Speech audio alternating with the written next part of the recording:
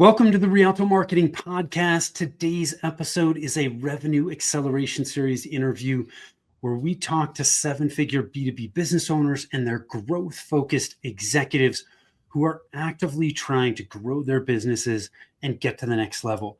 We talk about the good, the bad, and the ugly so that you can learn from their experiences.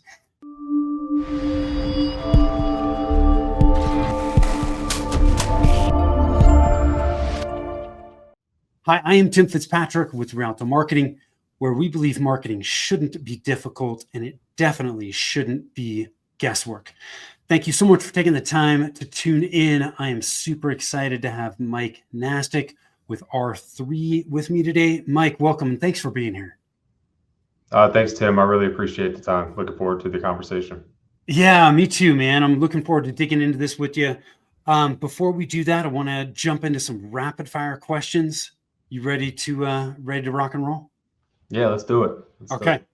So very quickly, what do you do? How long have you been doing it? So my role here at R3 is I head up the commercial sales team. We have a commercial and a federal arm. We're primarily commercial now, trying to get into the federal side. So I head up the commercial side, focused on growth and acquisition, and new client and new business, new logos, if you will. So been here at R3 for going on 7 years, been in the MSP world for over a decade now, and have seen and been a part of the smaller one that we were before when I first started here at R3, and I've been a part of the big one. So have a wide breadth of experience across the MSP space. Love it. What's the most important lesson you've learned in your time at R3? Sometimes you gotta slow down to speed up, and sometimes you've got to look inward, and kind of adjust things accordingly.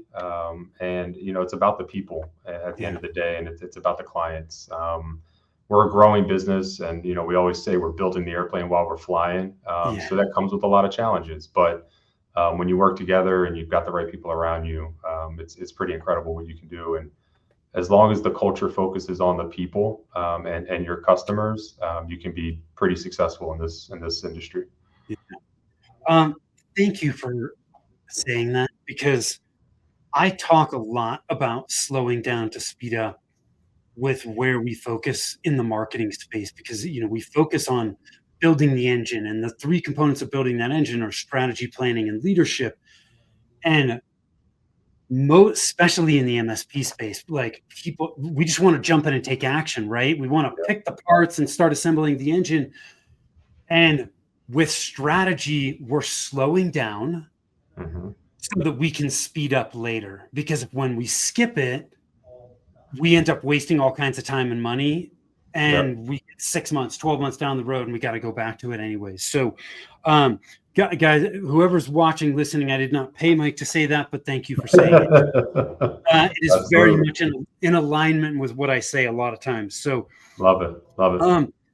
Man, with your time at R3 that, growing a business can be, man, we take 2 steps forward, 1 step back. It can be challenging. Do you have any kind of mantra or something motivational that you say to yourself or share with your team to help push through those times? There's 2 things that I always say. One is zoom out. Sometimes you forget what you've accomplished because you're bogged down with the day-to-day, or you're fighting fires for a week or what have you. And it's very easy for a negative mindset to set in. And so, really you just want to zoom out, take a breath, and look at all that we, have accomplished, right? Yeah, it's a little rocky right now, but think about what we've done. And the other one is I heard Jelly Roll say this at an award show, and it's, there's a reason that the windshield is bigger than the rearview mirror. And we will always want to be looking out the windshield, and just stay looking forward and don't look behind, right? So you learn from your mistakes, you learn from your failures. And that's our mantra. We either win or we learn, right? We don't really lose. So it's there's a couple things, like I said, zoom out and, always looking forward. And the windshield's bigger than the rearview mirror for a reason. I really like win or we learn. That's such absolutely. A great way to think about it. And it's such a slight shift. It's a very subtle shift, but a really important shift because it Hmm. keeps things on a positive mindset, which I really like. So, Mike, looking back at your time on R3 and the growth journey that you guys have had, what would you say are the key turning points that helped you guys really scale and grow? And were there any pivotal decisions or strategies that made the difference, would you say?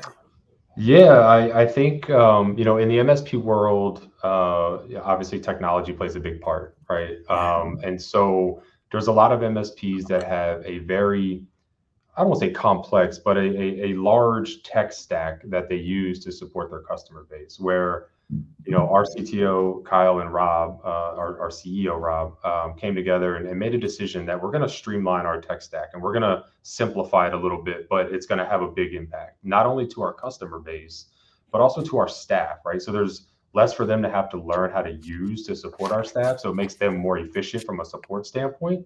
But also getting away from some of the tools that are vulnerabilities to not only to our clients but to us, if anybody were to breach and have the keys to the kingdom, if you will. So we made Yeah. a couple of technology changes, and consolidated our tech stack, and it's really helped streamline our support and make it more repeatable, and make Yeah. our teams more efficient. So there's a lot we could probably talk for another 30 minutes about that, but Yeah. at a high level, that's probably something that's really had a really big impact across the board for How us. many do you remember how many tools you had in the tech stack before and about where it is now? Do you remember? Oh, it was probably a good probably 12 to 15 that we were leveraging, and now it's probably 6 or 7. I think we've Yeah. cut it in half. Some are required, some are necessary, Yeah. but the other ones were like, let's try this, let's try that, let's try this, let's try that. And what phrase that Kyle uses is you get into technical debt, right? Now you have all these tools. Some are doing the same things, and some are just stagnant. But some customers had it, some customers didn't, whatever the case may be. So Yeah. there was a maturation process around that, and just understanding what works, what we're good at, and what we want to focus on. And we've been able to consolidate that down. And it's real. I mean, the staff, the support staff loves it, right? Yeah. They're almost experts in every single one because it's not that many that they have to Yeah. leverage on a day-to-day basis. Yeah. There's so many efficiencies that you gain there. And you're obviously it's really important you make the right decision, right? Because you're hitching your Yeah. wagons Yeah. to these Yeah. vendors, Yeah. which is really so it's I mean it's not a light decision. Um, but God, like we see this in marketing all the time too, and I talk about this a lot. Like it's so important to focus on simplicity because it's very easy to overcomplicate things. Hmm. But simplicity, one, it makes implementation and execution much much easier, Hmm. and more efficient, which is what you guys are seeing. Like your staff can do a better job because they don't have to know a broad swath of tools. They can go deep. They know them really well. You're not reinventing the wheel on different projects, or you're not bringing in tools that you use part of sometimes, but you're not super Yep. familiar with. Yep. So many good things there. And the other thing too in the MSP space that a lot of people don't think about is, depending on the vendor and how they're licensing the tools, you may have to commit to a certain number of licenses, and there's all kinds of intricacies there too that you just eliminated, right? Yeah, yeah. I mean, you're spot on. There's certainly technology out there that's like, hey, I need it for 5 people. Well, our base is 20 licenses, right? That's kind of where we Right. start, and so you're kind of stuck doing that. But yeah, everything you touched on is absolutely accurate, and you become more cost effective too, right? Like Yeah. now you can adjust your pricing accordingly to be more competitive, and be more profitable, right? If you're not paying for all these different tools and technology that are out there. So Yeah. yeah, it's really made a difference for us just being able to kind of change that mindset, and then be able to bolt on different solutions along the way. But that was a big turning point for us from a technology and support standpoint that really helped change how we operate. How long ago did you guys do that? Do you remember? It was it was like right before or shortly after COVID. It was like Okay. early 2020. Yeah. I just exact timing, I'm not 100% sure, but yeah, it Yeah. was Somewhere around there. yeah, exactly. And it's crazy that's 5 years ago, but I know. it's yeah, so right around there, about 5 years ago, I would say. Yeah. We made a shift. We started to kind of consolidate things and re-architect it, and then we went, all in on Microsoft and some other stuff. And so it's been, the last, like I said, the last 5 years or so, probably three and a half, four after making all the changes, really operating like that, and we've seen the impacts, and our customers have too, which is good. The other benefit too in that, which I don't talk about a lot, but if it allows you to consolidate and build greater volume with the vendors that you're supporting, Yeah, which, you know, in the MSP space, it's not uncommon to have, marketing development funds or co-op funds that vendors are offering. And so, rather than spreading that across and not being able to maximize that by narrowing down your tool set, maybe you're doing more business with Microsoft now than you were before, which allows you to take advantage of more MDF funds. So um, that's a small benefit from it. I think the big ones we've kind of touched on. Um, so I want to focus on sales and marketing for a little bit, which we obviously have to since I'm a marketer. yeah. Uh, how has your approach to marketing and sales evolved as you've grown? Were any of the tactics that work surprisingly well or didn't work well? Like what are your thoughts there? Yeah, I mean, what I've seen work well, the MSP space is very relationship driven. Yeah, It's a service industry, right? It's word of mouth, it's networking, it's current client referrals, things along those lines. So for me, being at events, getting in front of folks, meeting with clients, hosting roundtable dinners or networking dinners, if you will, have been really, really strong for us. We've got a strong partner that we work with that kind of started us down that journey, and they were bringing us into their dinners, and so we were like, hey, let's try it on our end, and we've done a couple, and it's been great. You get a very intimate setting, you get a good conversation going, you've got either strategic partners or industry leaders or whatever the case may be, prospects, just kind of get a bunch of people in the room having a conversation, no hard selling, just food and chat, and it really does go well. So for me, building relationships and getting out in front of folks. Now, if you talk to our director of marketing, you know, he's big on, like, LinkedIn ad campaigns and SEO work and website driving traffic to the website, and that works well too. Don't get me wrong. It's just when you're with an MSP, typically you're with them for multiple years, if not a decade plus, and so making a change based off of a cold call or an email or what have you is a lot harder. yeah, It just takes it takes longer. Those sales cycles are already long in the MSP space, but yeah, building relationships and Tim, who do you know that can use R3 or vice versa, and building those strategic partnerships and referral partners is really what we've seen work really, really well, coupled with the marketing efforts as well. yeah. How in your role, how are you interfacing with your director of marketing?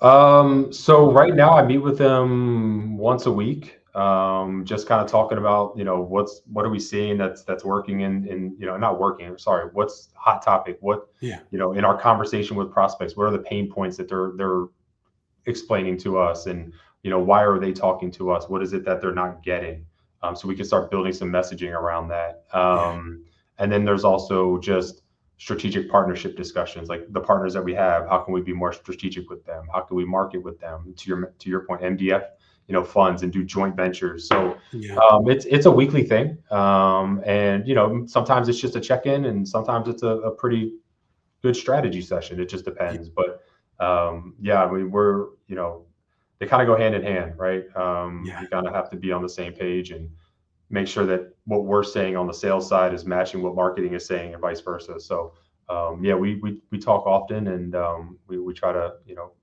stay on the same page and meet as regularly as possible. Yeah, good. Um, as it should be. You said a lot of really good stuff there. um, when I answered that question, I want to pull a few things out that I think are Okay. really important. One, you said sales and marketing go hand in hand. I totally agree, and it's because you guys are sharing information that helps both of you, right? It's on Right. the sales side, you're having conversations, you're hearing direct from the prospect's mouth, like what problems are they having, what are the pain points, why did they reach out to you, and that's all stuff that can help drive marketing. Hmm. And vice versa. So that two-way sharing of information is helping both departments. And it's, I always like to say, they're not silos, right? They can't Right. operate independently of each other if they're going to be effective, um, which I think is so, so important. Um, so thank you for saying that, because I think a lot of people miss that. And in some organizations, it's like sales isn't talking to marketing at all, and I don't understand that at all. Yeah. It's a huge Yeah. mistake. I agree. I've seen marketing departments be more internal focused. I don't want to say party planners, but they're planning Yeah, internal events, right? yeah, And rather than like meeting with sales and understanding what's going on the ground and what prospects are saying and what are the latest and greatest crazes and tools and buzzwords that are out there that we can leverage to try to draw up some traffic to the website. So yeah, you're yeah. spot on. Yeah, it's the last thing you want to hear from marketing is like, well, hey, we're generating leads for you. Like, why aren't you closing them? Yeah, It's yeah, like there's all kinds of things it could be, right? It's not necessarily a sales issue. It could still be a marketing issue where we're just not attracting the right kind of leads.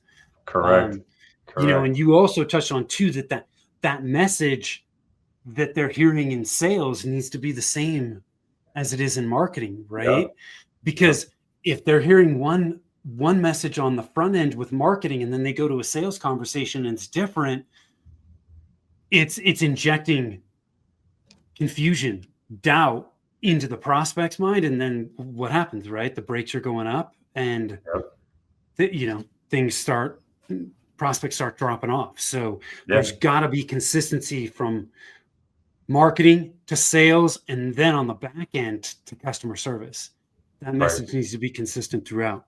Um, Yep, you're absolutely right. so you touched on this a little bit. I want to dig into this. Especially in the B2B space, and in the MSP space. Man, MSPs struggle with differentiation. What kinds of things are you focusing on to help stand out in the market? Anything come to mind there? Yeah, one of our biggest differentiators is we have a compliance team, right? We have a full governance, risk, and compliance team in-house, and that's because of a variety, several things. One, again, like I mentioned, we're getting into the federal space or trying to get into the federal space. There's a lot of compliance requirements there. We work with a lot of government contracting firms or folks that work with three-letter agencies. So there's a lot of compliance Sure. there. We do a lot of work with Microsoft, as I mentioned, not only in the commercial space, but we're also an AOSG partner of Microsoft, which means we can sell and migrate folks into the government community cloud, which is a very secure environment within Microsoft. So there's a lot of security and compliance that goes into the folks that we're working with. So having that compliance team and having a compliance leader with the wealth of experience that our COO has Yeah. really sets us apart. And we don't just practice, or we don't just tell you or help you get compliant. We practice what we preach, right? We're Yeah. certified across 3 standards of ISO. We're SOC 2 Type 2. We're doing all the CMMC stuff. So while we help organizations along that journey, we're also doing it ourselves. So compliance has been a big kind of differentiator. There's not a lot of MSPs that know compliance as well as we do it, let alone get compliant themselves. So Yeah. holding ourselves to that standard and being able to talk to it as well as we can with the team that we have Yeah. has been something that's really really separated us from the other providers in the area. Are you guys leading with that in marketing, and do you highlight it pretty consistently in your sales process? How do you do that? Yeah, we do, and in the right conversation, right? Yeah. So I'm always my whole kind of discussion point is I'm always stating that we're cloud first. We leverage the cloud. We're security focused and we're compliance driven, right? And so those are kind of the three things that really are how we look at and how we support our customer base and how we present. And those are three very important things because the cloud is just it's here. It's you got to Yeah. be there, and security is always needed. Yeah. And being standardized and compliance driven and having repeatable processes and helping organizations get compliant themselves, which help them be more efficient. Just being able to articulate that and show that and show the impacts that it's had on us Mhm. gets the customer base excited about it and wanting to move forward. And plus, they have to, right, depending on what they're doing from a business Yeah. standpoint. So, Yeah, depending on what industry they're in. But I can correct. see because I mean, what do most MSPs are they do they have maybe a one or two people in house that are doing compliance? Are they outsourcing some of it? I would say most don't want to deal with it. Yeah. And there's only a few, and most of them are in the federal space. Yeah. And if they do dabble in it, they get a compliance partner. To your point, they outsource, Yeah. right? There's not a Yeah. lot of MSPs that understand it nor want to, and that's okay, right? And there's still a lot of MSPs that want to have infrastructure and data centers and on-prem servers. Yeah. It's just how they operate. It's the Yeah. methodology that they're comfortable with. So, and that's why having a compliance arm has helped us in a lot of conversations and helped us develop some partnerships with some pretty strong players in the GovCon and federal Yeah. space and compliance space. So, Yeah. yeah, I would say most don't get involved in it because it is unless you have folks that are from the compliance space or from the federal space, it's a big undertaking to try to learn kind of along the way. Yeah. Yeah. Interesting. I love it.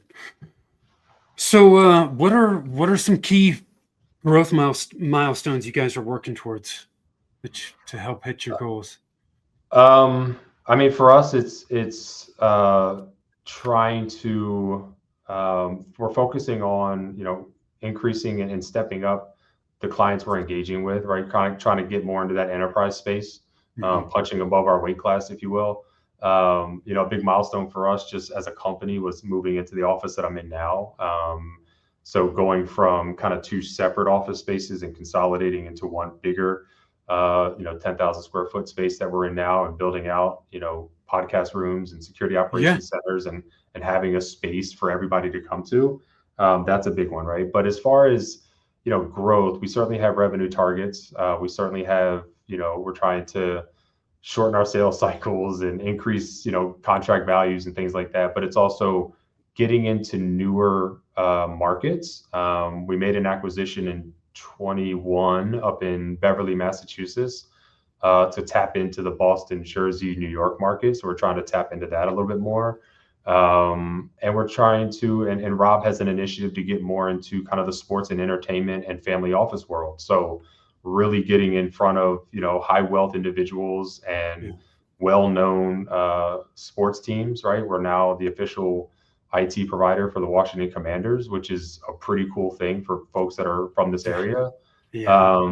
Yeah, so it's things like that, right? And we're not taking our eyes off of where we're trying to go, but we're doing some cool things and helping us get there. So it's been a lot of fun. Yeah. Mike, you touched on your, shortening the sales cycle. And I know one of the things that you mentioned in the pre-interview was that you guys have been working on standardizing your sales process. Yeah. What walk me through that? Like, what have you learned in doing that, and how is it impacting your Um, sales? it's what I've learned is that it's okay to have a different way of doing because right now, if I were to hire somebody, I would say, hey, go sit with me for a week and learn how I sell. And now go sit with Joe and do the same thing with Rob. And now you've got this person going, okay, I don't know which one I like the best, but I'm going to try Joe's way this time, or I'm going to try my. So it's okay to have that, but it's even better to have a standardized process and a standardized messaging, right? Back to the Yeah. marketing and sales and consistency.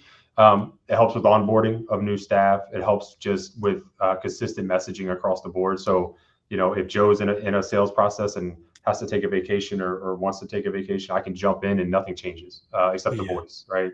And it's really helped with just having a nice flow to and having a better strategy in the calls, right? Making sure you get an appointment set before you hang up, making sure you review proposals on a call. Like Yeah. there's just a lot of little things that have strengthened our team and have helped them be more confident in these calls and just having better metrics and reporting.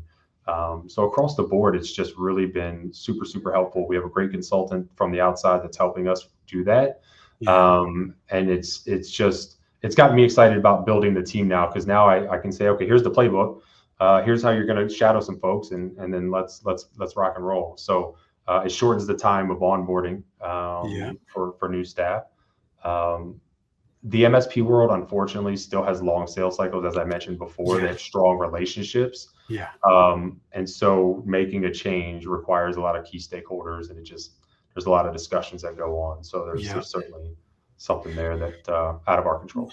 But it's, yeah, there's always things beyond our control there, right? But Yep, the more your sales process can instill trust and credibility, right, and that feeling of safety, that's where I think you can shorten that cycle. And 100%, by 100%. creating that consistency, I love, and tell me if I'm wrong, but what I heard you say here is like, hey, we've got this playbook so people know what's expected, but there's flexibility within those steps for your individual salespeople to be themselves, right? So they Correct, have the correct. structure, but it's kind of like saying to somebody, "Here's a script, and you got to use the script." Like that never works well, right? Yeah, Because yeah. it just comes across as not as unnatural because it's not the way they do it.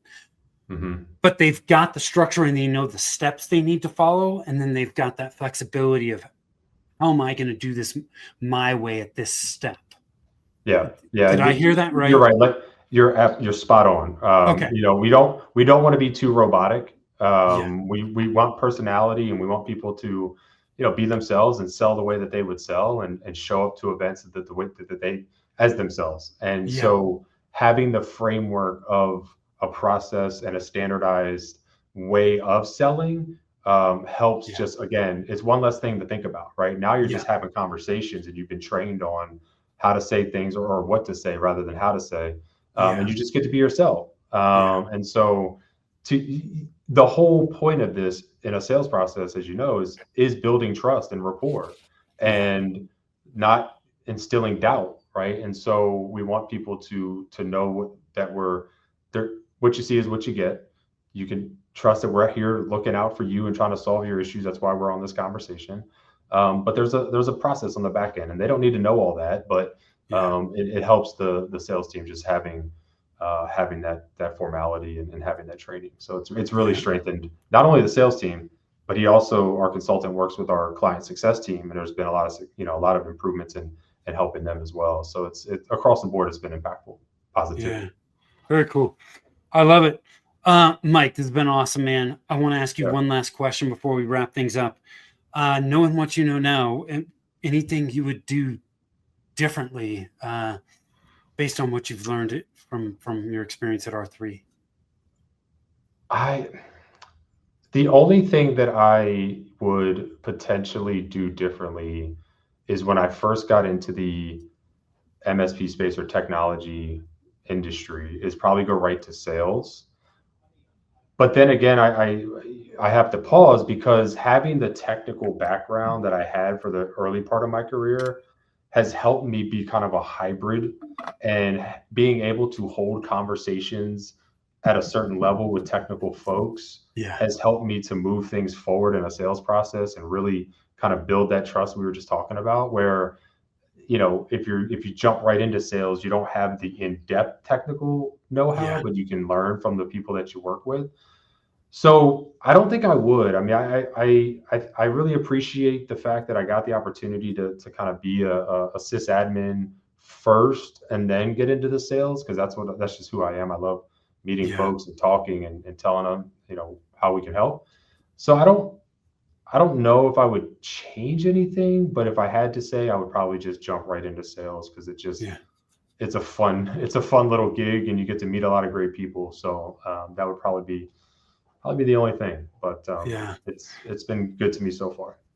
That's interesting. You almost have, because I know not all MSPs do this, but I know in some technical spaces, you've got salespeople, and then behind them you have sales engineers. And Correct. in your case, you got a bit of a mix of both, Yeah. which I could see that being a really strong benefit. So, And that's uh, exactly what I did. I was yeah, technical, then I was a sales engineer, and then I went full yeah. sales. So like having that breadth of experience has been really helpful.